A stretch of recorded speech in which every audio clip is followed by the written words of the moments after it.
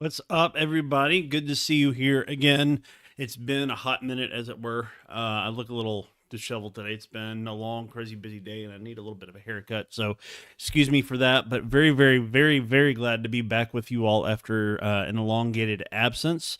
Today is a very special day in the world of travel, which I will get to in just a minute. But wanted to welcome everybody here onto the show, and also give my buddy, the Derek Frank, a shout out off the cuff here for that amazing intro video that we put together here. Just he put together rather today. Just kind of said what was talking with him, and he's an expert in these sorts of things.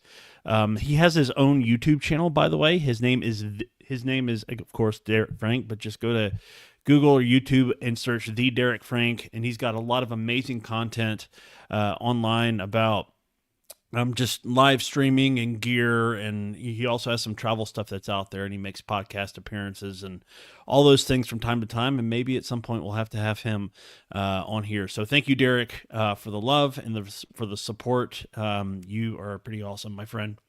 Greatly appreciate that.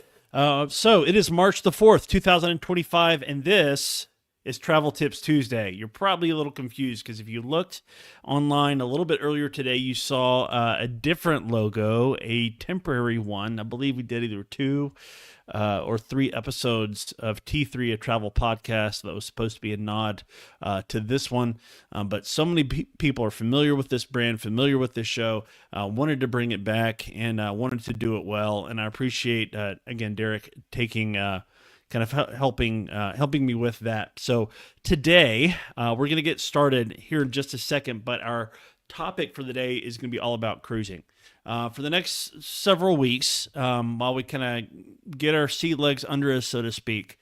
That was a great cruise pun. That was not intentional, but here we go.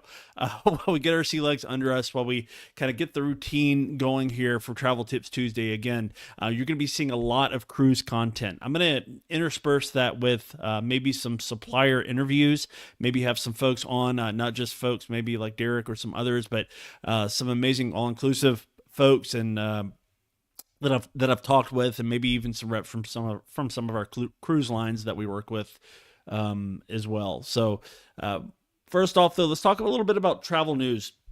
Today is this little thing in the world of Travelmation called Get Out There Day. Well, what is that? What in the world does that mean? It sounds like just another one of those made-up holidays that people throw all over social media to try and make a buck. Well, that's really not it. Not at all. There's this whole idea, and this comes from Travelmation's VP of Innovation and Strategy, Alston Causey.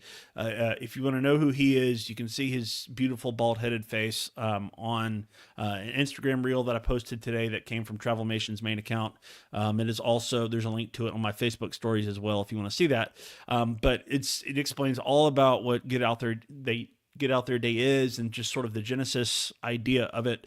And it's this idea on March the 4th. So there's May the 4th, right, for Star Wars fans. Well, March the 4th, it's kind of this mentality of marching forth to chase after our dreams, to chase after those travel goals, those bucket list destinations and things that you want to get out there and do. Travelmation has been using this tagline of Get Out There for a few years now, and it's an amazing idea that there's so much to get out there to see and do that will let us create some amazing memories, appreciate the world around us more, and just become more enriched as people. And today is a very specific day to kind of honor that idea and to celebrate that idea and all the amazing things that we can get out there and go and do. So get out there. Let me know what, and I don't have like a graphic or a question to throw up here, but if there is a place that you want to get out there and you want to go and you want to experience for the first time, or maybe if you have kids, take your kids to for the first time, throw that in the comments on Facebook or YouTube, wherever you may be watching this, and let me know what you think. So would love to be able to share that with some others. So a little bit more travel news, just non-Travelmation specific, though I'm going to tie it in here in a little bit. There are two destinations that are very hot right now. not like temperature, but high in demand that people want to book and want to experience. And both of these specific things are ones that need a little bit more of advanced planning. I think, especially for high seasons. One of them has a very specific season when it is available, and that is Alaska cruising. I've had a lot of interest for Alaska cruising recently, especially with Princess Cruise Line specifically. And it's just an amazing cruise line. That's one of the things they're known for. Princess Cruise Line does an outstanding job at providing guests of all ages a very good experience on the high seas, experiencing Alaska. But their itineraries that are available are few and far between, especially ones that are northbound or southbound. And basically, what that means is instead of going round trip out of Vancouver or Seattle, you go all the way up north to just outside of Anchorage, or all the way from around Anchorage all the way back down south. You get to see a little bit more of Alaska that way. You get to journey into the interior a little bit more if you want to do that and experience some amazing things. So Alaska, if you want to book Alaska, that cruise season generally is from May to September. So make sure you're not waiting to the last minute to do that, especially if you want a balcony room or just a room on a ship in general. So some of the preferred views may already be sold out on some sailings, but most major cruise lines sail to Alaska, and we can find you an itinerary or a specific cabin or balcony, whatever stateroom you want for you and your crew pretty easily enough. The second thing that is pretty hot right now, and this is like both of these things, by the way, are on my get out there bucket list, or two of my get out there destinations, places that I really want to go, places that I really want to take my kids one of these days. So Alaska cruises, and then the second one is Japan. I've had this fascination with Japan for a few years now. It's just something about the culture, the underlying kindness that is present in the Japanese culture, the food, the focus on electronics, the history of it. I cannot speak but maybe like 2 words of Japanese. Right. But I think there's something very special about this country that's on the other side of the world that is so rich in history and culture that I would love to be able to experience and see. And so many different parts of Japan are very different from each other, kind of like the U.S. in a lot of different ways. The Southeast is very different from the North, which is very different from the West Coast, very different from the Central U.S. and Texas. So there are a lot of very amazing things to see there that I would love to experience. So Japan and Alaska, very hot as far as the demand for it goes. Doesn't mean that it's going to be too busy at all. Please hear me out, because a lot of these destinations, especially the cruise lines, are limited in the amount of people that they can take. So they want to make sure that you're going to have the best experience possible. If you go to Japan, that's one of the things that I can do as your Travelmation travel advisor, is make sure you have the best experience possible. Whether you're traveling solo with a family, a couple, or you're taking a group, there are all sorts of experiences that we can have lined up for you to make sure you have a fantastic time. I booked a lot of clients, again, on Alaska cruises lately. So again, that's where kind of part of my interest from that comes from, but also part of my own family. My brother and his family have been on an Alaska cruise with their extended family. Even my own parents have been on one. But it's just something that I've wanted to do for quite a while.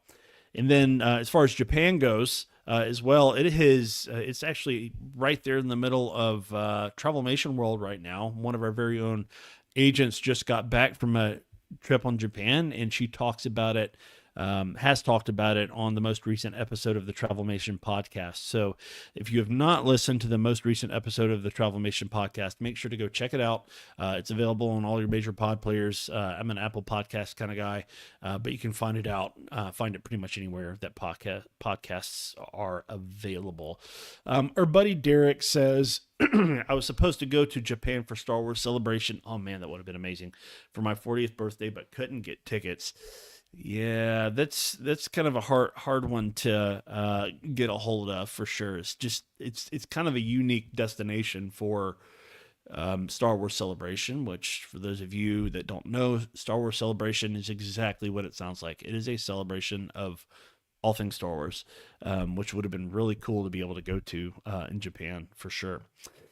So our topic for tonight, again, is basically why I love cruising. There are a lot of reasons why I love cruising, why I think it's a fantastic opportunity to build memories, to relax, even to do a conference at sea, to do weddings. There's so many different things that you can do on a cruise, but even more specific than that, there's some very basic things that excuse me, that I love about cruising. And I'm going to talk about it as if I'm talking to someone that's never set foot on a cruise ship, that's never been on a cruise. So I wanted to make sure to kind of share those things with you today. If you're thinking about one, if you're talking to somebody about one, trying to encourage someone to go on one that's never been on one, I wanted to kind of talk about a few of those things. And I'm not really going to talk about kind of, the hesitation that some people have, but really a lot of the benefits that you have about cruising. Starting off, the first thing is this: cruising can be a mostly inclusive or all-inclusive experience. So what does that mean? So when you go on a cruise ship, you have your accommodations, you have your food, your main dining, if the ship has a main dining room. Not all of them do these days, by the way. So just to kind of put that out there. Cruising can be a mostly inclusive or mostly all-inclusive experience. So most of the cruise ships do not include a drink package or things like Wi-Fi. So typically those are looked at as add-ons. They can be purchased in advance, usually for a substantial discount. And that's one of the things I could definitely help you with if you're interested in that. But it gives this idea that you don't have to worry about necessarily connecting with the outside world if you don't want to, if you're not going to be on a ship for work, which for me, usually when I'm on a ship, it's for work. So having internet is necessary. But again, if you're planning a group event and you need that connection, there are a lot of cruise lines that we work with have Starlink internet now. So very reliable source of internet, high speed. It's a great opportunity to kind of get on the webs while you're out at sea. The other thing is drink packages. There are a variety of drink packages, some that are just sodas, non-alcoholic drinks that do that do include mocktails. Should have brought some water with me tonight, but sorry about that. But they do include mocktails. There are some that include just basic kind of entry-level spirits, maybe wine and beer, and there are some that include top shelf. So there are a variety of different drink packages to select from. And again, we're talking generally about cruising. These things apply to most ships, most cruise lines that are out there in some form. They vary a little bit from cruise line to cruise line on how you can add these components, if you can package them together, if they're already included, if it's something called an all-included fare, which Celebrity Cruise Lines has had in the past. Some cruises also have the opportunity to bundle in things like gratuities or tips or cruise service charges. Different cruise lines have different names for them along the way. So you want to think about that, because that is something, it's one of the ways the crews get appreciated. There are some lines that refer to it as crew appreciation. So to make sure that they are taken care of, for doing a good job, for taking care of you. Some cruises have different policies on tipping. So make sure you check that out before you go, because we want to make sure you're prepared and set up. If you want to take cash with you, if you don't, if you just want to put it on your room or pay for it in advance, there's a number of different ways to do that. So again, you can make cruising as much of an all-inclusive experience as if you want to. Even excursions, you can plan those things out in advance. There's some cruise lines like Viking, and even a lot of river cruise lines, which we will get to in the coming weeks and months at some point. May have a guest on that on the show that has been on a couple of different river cruise lines for that one. But there are many river cruise lines and some ocean-going cruise lines that include at least one excursion. So that's another thing to keep in mind. Are you a ship person? Are you just looking to stay on the ship and relax and be catered the entire time? Or do you want to get out there, so to speak, and go on an adventure and explore the world around you? So me, I kind of like a little bit of both. I like to settle down. I like to sleep in late, maybe to get up and go hang out, have breakfast, sit by the pool, and just chill for a bit, maybe go back to the room for a nap or whatever the case is. But there is endless opportunities on cruise lines to just kind of have a catered experience, again, an all-included style experience. And we can, again, talk more about that if you are interested. The other bonus, and there's a caveat to this, so travel agent friends that may be tuning in to this, or maybe watching, like, don't have a heart attack when I put that up there, because what I'm about to put up there, what I'm going to put up there, because I think there's some things to talk about around this, and that is this: you don't necessarily need a passport. Let's just breathe for a second. You don't necessarily need a passport. So there's the little ellipsis, the dot, dot, dot on the end of this. That means something else is coming here in just a second. You don't necessarily need one. Many cruise lines give you the ability to sail if you have an official. So if you're a U.S. citizen and you're sailing out of the United States on a closed loop cruise, meaning it starts and ends in a U.S. port, and it stops at least one other port during your sailing, is what's called a closed loop cruise. You can sail with a certified copy of your birth certificate, not something you've put on, like I've got my printer there behind me in the office, or whichever side I'm looking at backwards here. I couldn't just slap my birth certificate on it and then show up at the cruise port and use that. No, it has to be a certified copy of your birth certificate. Usually has some sort of raised seal on it that comes directly from the state to make sure that it's real, legit. It's not something that you've just put together on Photoshop or Canva or whatever. And you have to have that and an official form, government form of ID. So driver's license, easily enough. So you can go on a cruise with both of those things, which most people, I would say 9 times out of 10 have, at least know where they are or can get them pretty easily. And there are ways to get replacement birth certificates online, depending on, the county that you're in, the state that you're in, the laws and situations that govern that. So you can sail that way most of the time. There are some cruise lines that are more particular about having a passport versus a birth certificate, especially ones like Virgin Voyages, which is an adult only or 21 and up cruise line. So with them, you do need a passport. And I'm going to talk about that. I've talked about it before online, in post, and even in podcast form. Passports are highly recommended. I've got one. I had to get a new one. I think last year or something like that. And it's got this really amazing picture of myself. I looked like I woke up about 5 minutes before the picture was taken, but hey, it works, right? That's not there to impress anybody in customs and immigration. So anyway, reasons why you may need a passport. If you're caught out in an international port of call. So say, a lot of cruise ships in the Caribbean, Bahamas, stop in Nassau. Bahamas, say you're caught out in Nassau, and for some reason an emergency happens while you're there, and you need to get home quickly, and you can't just hop on the ship and go back, or you want to have surgery, preferably stateside as opposed to whatever island nation you may be in. If you are an international port of call, you have to have a passport for air travel. You cannot use your driver's license and birth certificate, one or the other, or the combination, for air travel. It may mean, having to figure out a way to get to the embassy or consulate if there's one close by.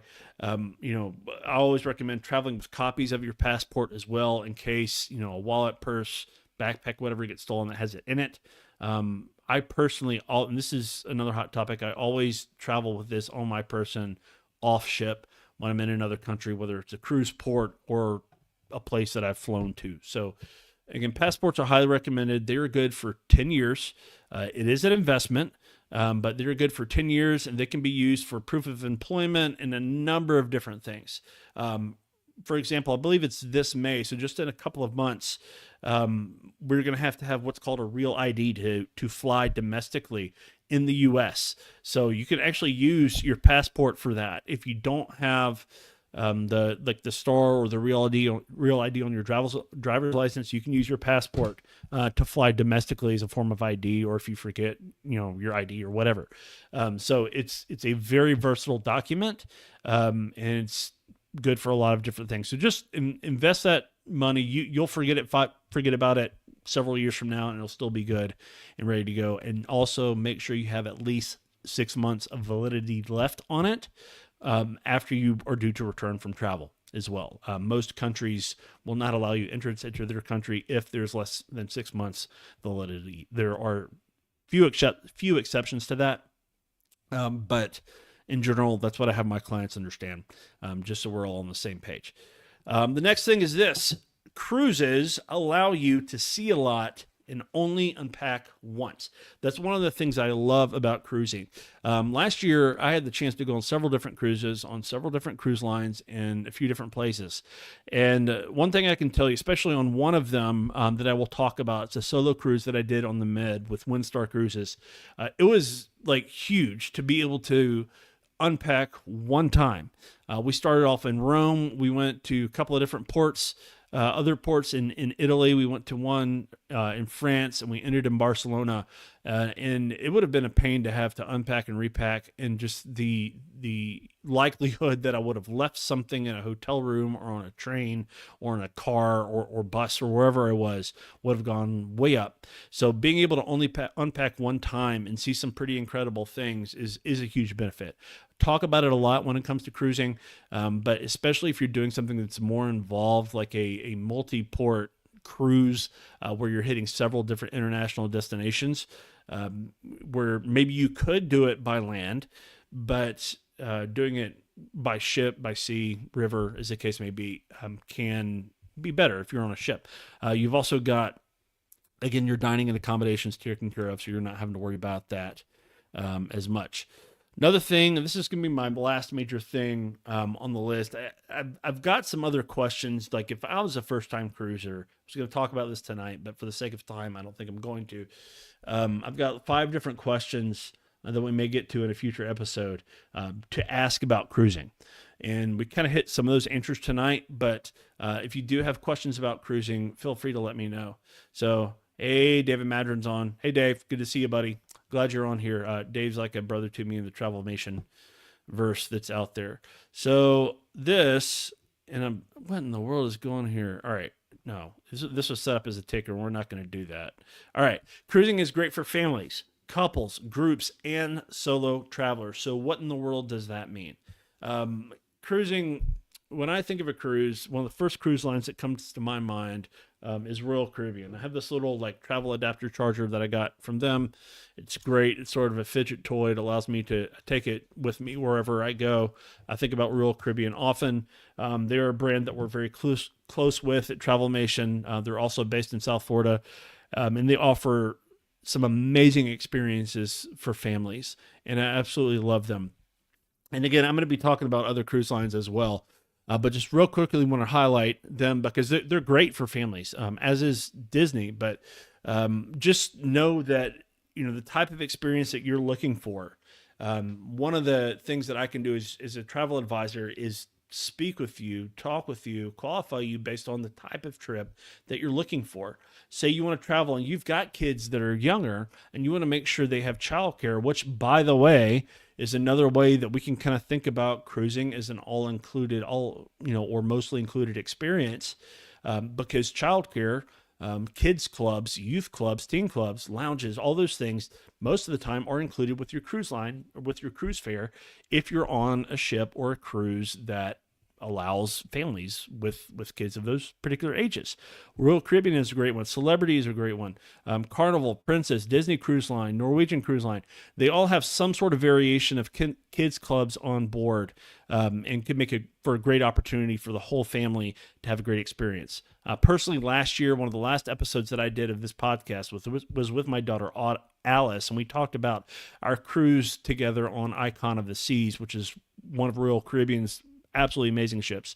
I couldn't get her out of the kids club. She had an absolutely amazing time. Cruises are great for couples too. If you're going on a honeymoon, a getaway, even if you want to get married at sea, yes, you can still do that. And that is something that I can help you do. I recently upped my group certification with Travelmation and completed my wedding certification and learned all about how to make weddings at sea happen. And that it's something really cool. A lot of cruise lines offer something a little bit different for you, where you can make some incredible memories, where you can have guests, on there with you, and you can get married on some pretty amazing places. So while you're at sea, also, if you're looking to do a seminar or a training event, or whether you're just getting out there with some friends and family and just hanging out for a little bit, celebrating a big anniversary. Maybe grandparents are celebrating their 50th anniversary and they want to take everybody on a cruise. They're great for that. And also solo travelers. I mentioned earlier that I went on a cruise by myself last year, and it was the first time I'd ever done something like that, and I had an absolute blast. Met some amazing people on board, one of which that I ran into again. Shout out to Doug. Ran into him again this past fall on a Virgin Voyages cruise. Solo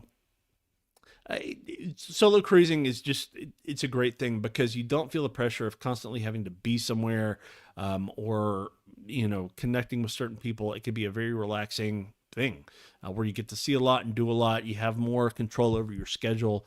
You're just worrying about you. So if you need a way to unplug and relax, but yet you still want to experience a little, solo cruising is a great way to do that. So again, we have a lot of different opportunities that are out there. Oh, Jared Massey is on. Hey, Jared, good to see you. He's one of my other Travelmation buddies. Him and his wife, Megan, are two outstanding individuals.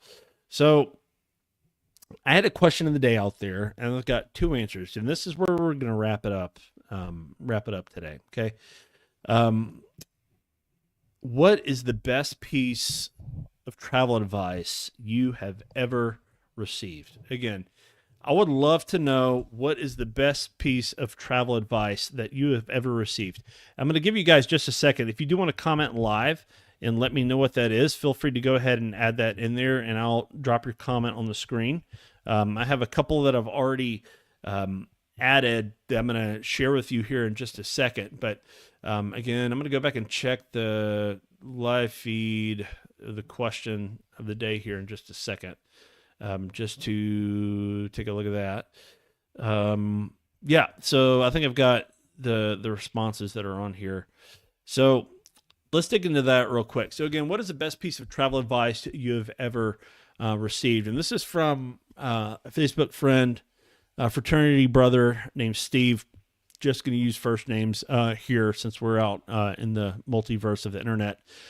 Don't try to do too much. Slow down enough to enjoy your trip. Like, this is gold advice right here. Doesn't matter what kind of trip you're going on. Solo, group, couples, with kids, without kids, if you're young, if you're old. So much of the trip experience can get caught up in the planning. You see all the different things that are out there, especially if it's a bucket list trip and you're bringing kids and you're worried you want them to experience everything. We can get so wrapped up in the details and all the things, as it were, to do, to experience, to see, that we can miss out on what matters most. We can miss out on those memories that are created in the margins. We can miss out on the incredible beauty that is out there in nature and around us, and some of the incredible things that we're out there to see and do and experience. So slow down. You're going into a Disney park. I tell people this all the time, especially if they're going for the first time. You really want to see that classic, heart-stopping, tender view of Cinderella's castle for the first time in person. Walk into the park, stand there right in front of the train station, look at the castle, look along Main Street.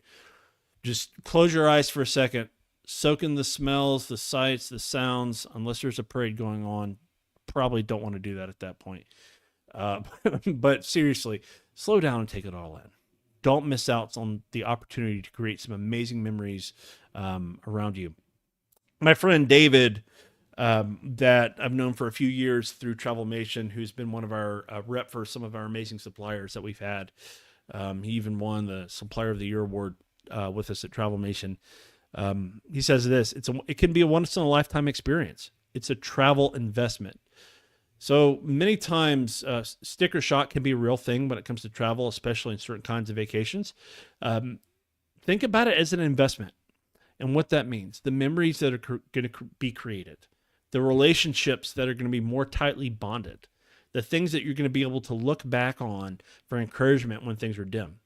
Case in point, 5 years ago, hard to believe we're on basically the 5th anniversary of the worldwide COVID pandemic. You know, it was a dark time in the travel world. I was still with Travelmation then. I'd been with the agency almost a couple of years at that point. and learning to navigate the travel industry when it was completely shut down, and encourage people and remind people the value of trips and vacations, and going places and experiencing and doing new things was hard. It was challenging. It's honestly, it's an investment. Sometimes when you're in the midst of planning it, and it can be stressful, which again is one of the things I would love to partner with you on to help take some of that stress away. It could be very well be a once in a lifetime experience. It is a travel investment, 100%. It will pay dividends in ways that you do not expect. And I am living proof of that. We may have to do a show one day on some of my favorite travel memories, kind of going back a few years. So let's go back to the comments and take a look here what we got. Here we go. Derek says, be aware of your surroundings, both for safety and to have a better experience for you and those around you. Absolutely. There are some places that you will visit, may want to see, may want to experience, but not that they're necessarily unsafe, but you want to play it smart, right? You don't want to walk around the street of a place that you've never been, flashing money or expensive photography gear or maybe expensive jewelry, those kinds of things. You just want to play it smart, right? Think about the kind of experience that you want to have, not necessarily what you want to show off, because when we travel, it's not necessarily about that. And also think about those around you. And honestly, Derek, like one of the first things that I thought about when you said this second part, to have a better experience for you and those around you, are those people. And if you're these people, I am talking to you, and I'm sorry, but I'm not sorry. Don't, like I talked a second ago about walking in the Disney park, standing in front of the train station and just taking it all in, just slowing down. Don't slow down and stand in the middle of Main Street and block the entire thing so people can't get around you. Just don't be that people. If you need to stop in the middle of Main Street, step to the side. If you're in a walkway, step to the side so people can get around you. You don't need to walk 3, 4, 5 people deep to make life a little bit more difficult for everybody else. That's just a soapbox moment. I'm going to leave it at that. Jared said, take your kids even when they're young. It's worth it 100%. I'm absolutely with you, Derek. Again, we're talking about some of the best pieces of travel advice that we've ever received. And I tell clients this all the time. My oldest went to Disney. She's 12 now. Hard to believe. She's a full-on teenager, young adult, whatever she's aspiring to be at this point. She's a sweetheart. She's been on the podcast before, talking about our daddy-daughter trip to Universal. But Jared says, take your kids even when they're young. It's worth it. She went to Disney, my daughter, twice before she was one. Some of the most amazing memories I have are from that trip. Even from when she was like 2.5, 3, she went again. And I just remember this story of Tinkerbell flying from the castle, and my daughter had been crying, and like the fireworks were loud, and she just didn't like it. And it'd been a long park day. We're tired. We want to go back to the hotel. But when that music came to that sort of crescendo and Tinkerbell flew from the castle, all those tears stopped, her jaw dropped, and she just looked in amazement at Tinkerbell. It was just a really cool moment, and a very special moment that I have as her dad to look back on, because I was holding her when that happened. It was just a really special thing. And he says they won't remember it, but you will. Yeah, absolutely. You're right. My daughter doesn't really remember that moment, especially the 2 from before she was 1. But anyway, so memories are not just for the kids. They're not just for you. They can be both. They can be for one or the other. There's a lot of different takes on that. So again, I'm so glad to be back with you guys. This has been a lot of fun to get back on here and do. I could go on for a while. I love to talk. As you know, this is a lot of fun for me to do, and I hope that you guys will consider joining me again for another episode soon. We're working on getting these more consistent out there, and so you can enjoy whatever content that may be coming your way for a little while. Anyway, it's going to be cruising, but if you have any show ideas, feel free to drop them in the comments. And I want to remind you here If you need help with any of your travel planning needs, feel free to reach out to me at travelmationjohn.com. My buddy Jared, that was just in the comments a second ago, designed an amazing new landing page for me that I'm very excited about. I love it. There's some more information in there about cruising, Disney trips, a place to put it in, if you want more information to find out more about me and what I do. Would love to be able to get you that info and help you accomplish some of your travel goals. So again, I really appreciate you guys. Appreciate the support, and we will see you again real soon. Bye-bye.